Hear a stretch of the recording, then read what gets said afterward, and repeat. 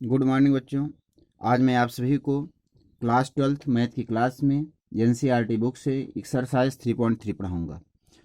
बच्चों, पहला क्वेश्चन है निम्नलिखित अवयवों में प्रत्येक का परिवर्त अवयव ज्ञात कीजिए। परिवर्त अवयव क्या होता है? यदि किसी अवयव के पंक्तियों को स्तंभों को पंक्तियों में बदल दिया जाए तो जो अवयव प्राप्त होता है उसे दिए गए अवयव का परिवर्त अवयव कहते हैं। जैसे यहाँ देख रहे हैं ए इक्वल टू है, एक अवयव स्तंभ अवयव है जिसके वजह में 5 1/2 -1। अब इसको क्या कर दिया, एक पंक्ति देखिए बना दिया। ये क्या कर दिया, पंक्ति बना दिया। इस स्तंभ को क्या बना दिया, पंक्ति। तो इसको ए डैश से दिखाते हैं, यही इसका क्या हो गया, परिवर्त अवयव। दूसरा है ए इक्वल टू, देखिए इस पंक्ति के वजह में 1 -1 पहली पंक्ति, दूसरी पंक्ति के वजह में 2 और 3। तो जब इसका परिवर्त अवयव ए डैश निकालेंगे, जो पहली पंक्ति है पहला स्तंभ बन गया। देखिए पहली पंक्ति के वजह में 1 और -1। अब पहले स्तंभ के वजह क्या है, 1 और -1। इसी प्रकार जो दूसरी पंक्ति के अवयव क्या है, यहाँ पर 2 और 3, ये दूसरे स्तंभ के अवयव हो गए 2 और 3। ठीक, तो इसका क्या हो गया, परिवर्त अवयव हो गया। इसी प्रकार यहाँ देखिए तीसरा क्वेश्चन है ए इक्वल टू -1 5 6 से पहली पंक्ति के अवयव हैं। तो देखिए यहाँ पहला स्तंभ बना होगा -1 5 6। दूसरी पंक्ति के अवयव हैं √3 5 6, तो यहाँ है √3 5 6। तीसरी पंक्ति के अवयव हैं 2 3 -1, तो तीसरे स्तंभ के अवयव हो गए 2 3 -1। ठीक, तो ये क्या हो गया, ए डैश इसका परिवर्त अवयव है। अब क्वेश्चन नंबर 2 को स्वयं हल करें, क्योंकि क्वेश्चन नंबर 2 और क्वेश्चन नंबर 3 एक जैसे क्वेश्चन है। क्वेश्चन नंबर 2 और क्वेश्चन नंबर 3 एक जैसे क्वेश्चन है। चलिए मैं क्वेश्चन नंबर 3 बता देता हूँ। यदि अवयव ए इक्वल टू दिया है तथा बी इक्वल टू, दो अवयव दिए हैं, तो सत्यापित कीजिए कि ए प्लस बी का dash equal to A dash plus B dash. Second part है ए माइनस बी का dash equal to A dash minus B dash. तो देखिए पहले हमें ए दिया है और बी दिया है, ए डैश दिया है, सॉरी ए डैश दिया है। यहाँ क्या दिया है, ए डैश दिया है और दिया है बी। तो हमें ए डैश पता है। जब हमें ए डैश पता है तो हम ए निकाल लें।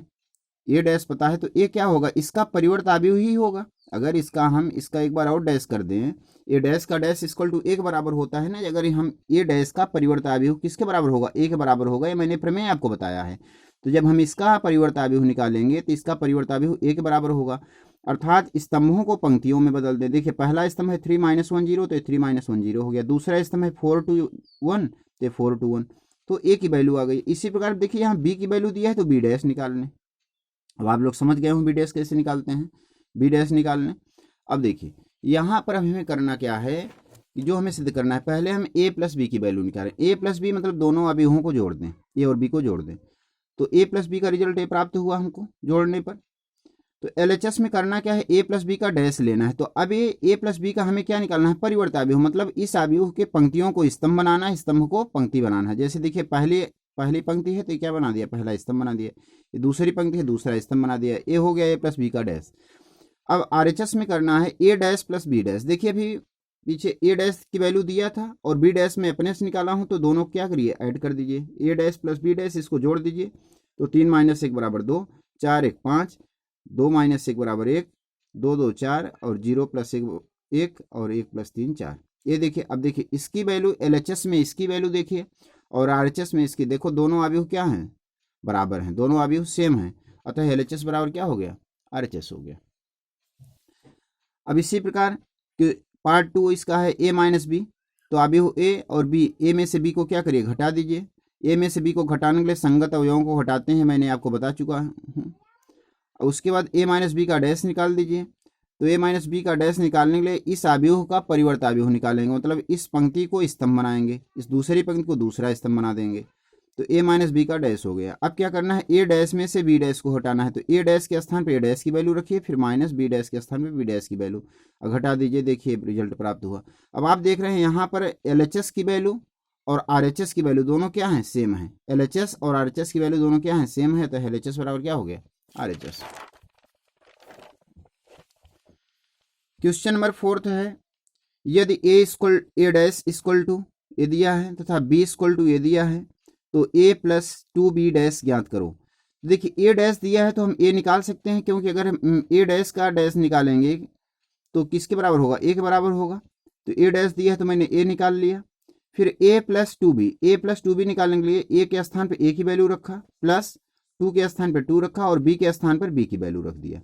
अब क्या किया, ए के स्थान पर इसको देखिए मैट्रिक्स ए को मैंने सेम उतार लिया, प्लस अब इस 2 का क्या करें, इस पूरे अवयव के साथ 2 का क्या हो जाएगा, गुणा हो जाएगा।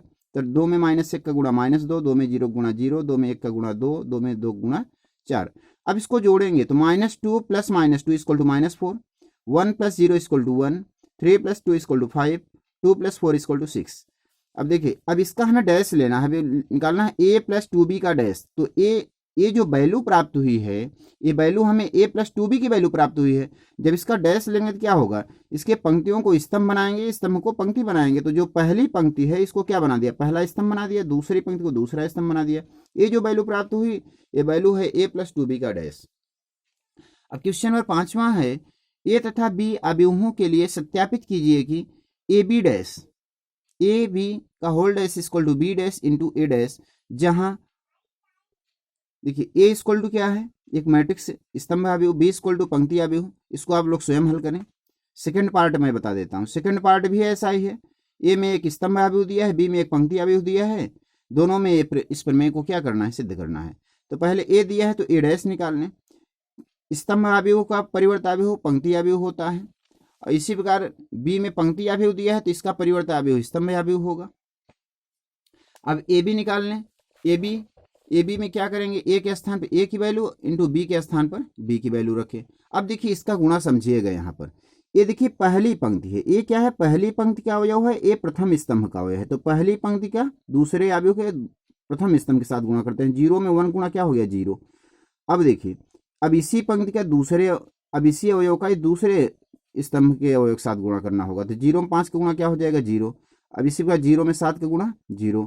फिर दूसरी पंक्ति से करेंगे, 1 में 1 का गुणा 1, 1 में 5 का गुणा 5, 1 में 7 का गुणा 7। ऐसे अब 2 का करेंगे, 2 में 1 का गुणा 2, 2 में 5 का गुणा 10, 2 में 7 का गुणा 14। ये सब अलग अलग अवयव होंगे। तो देखिए ये मैट्रिक्स हमारा 3x3 क्रम का मिल गया।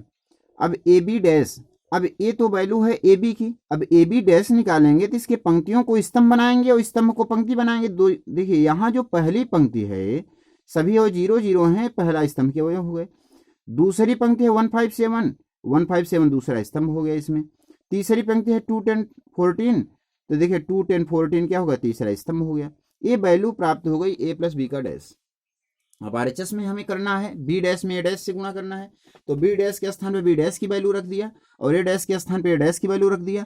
अब इसका गुणा करें, देखिए 1 में 0 का गुणा क्या होगा, 0, 1 में 1 का गुणा क्या होगा, 1, 1 में 2 का गुणा क्या होगा, 2, 5 में 0 गुणा होगा 0, 5 में 1 का गुणा होगा 5, 5 में 2 का गुणा होगा 10, 7 में 0 गुणा 0, 7 में 1 का गुणा 7, 7 में 2 से गुणा करेंगे 14।